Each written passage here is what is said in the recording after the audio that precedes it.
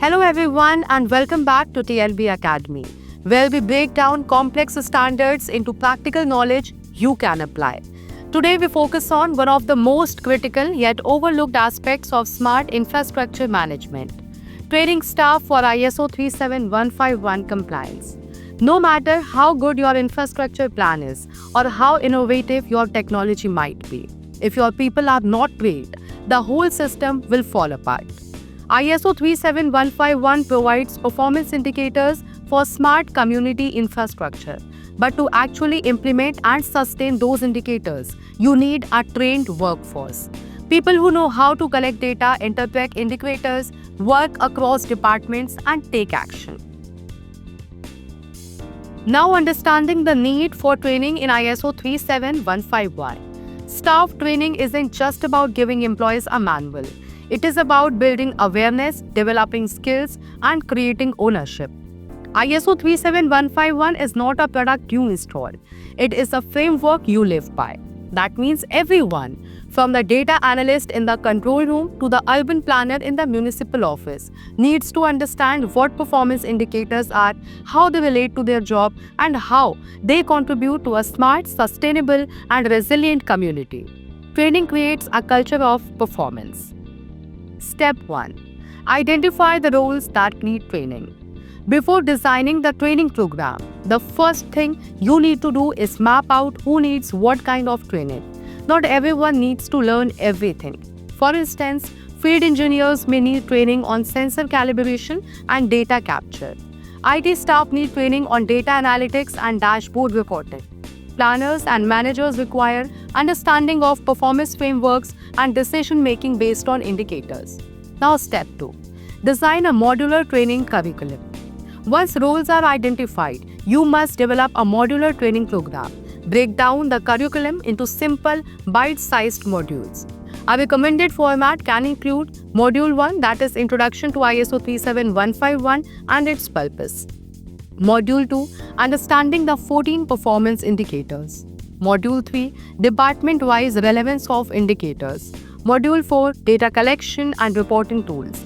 Module 5, Real-world case studies. Module 6, Ongoing monitoring and continuous improvement. This way, the curriculum becomes progressive, starting with basic awareness and building toward advanced application. Now let's go to step 3. Choose the right training delivery methods. How you train matters just as much as what you train. Today, there are several delivery formats: classroom training, workshops, e-learning, simulation exercises, and on-the-job coaching. For ISO 37151, a blended learning model works best.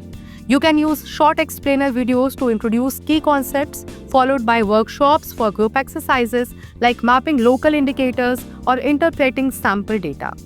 Field visits can be arranged to understand real infrastructure challenges. Webinars and mobile learning apps can also help reach remote or shift-based employees. Now, step 4. Collaborate with experts and partners. Internal trainers may not always be experts on ISO 37151. This is where external consultants and training institutes comes in.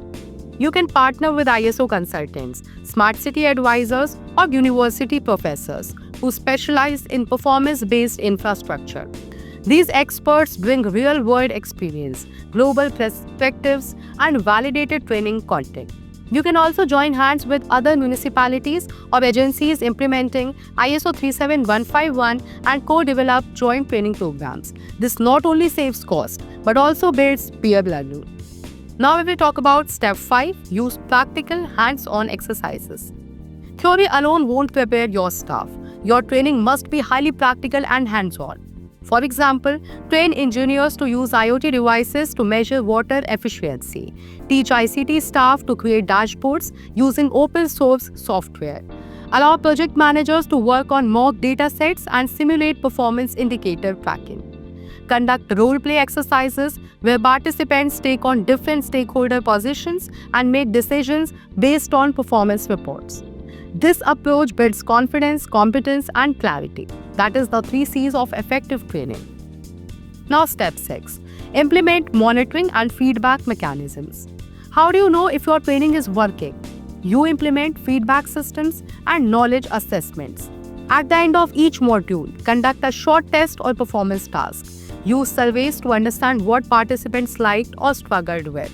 Include follow-up sessions to reinforce learning after 1 month and 3 months. Create a system where managers can observe real workplace behavior and give constructive feedback. Step 7.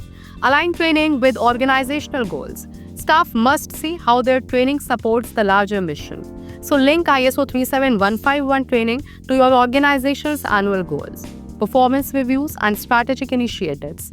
For example, if your goal is to reduce energy consumption by 20%, show how the performance indicator on energy aligns with that goal and how trained staff play a role in achieving it.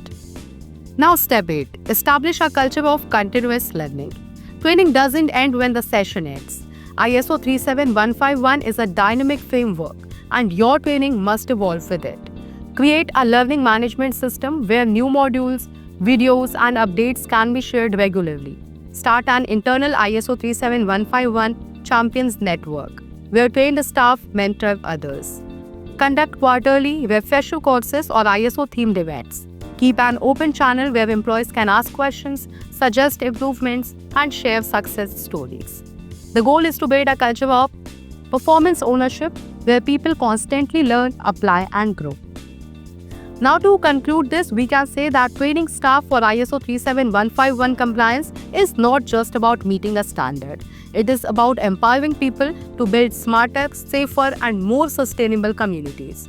A well-trained workforce understands the importance of performance indicators and works proactively to improve them.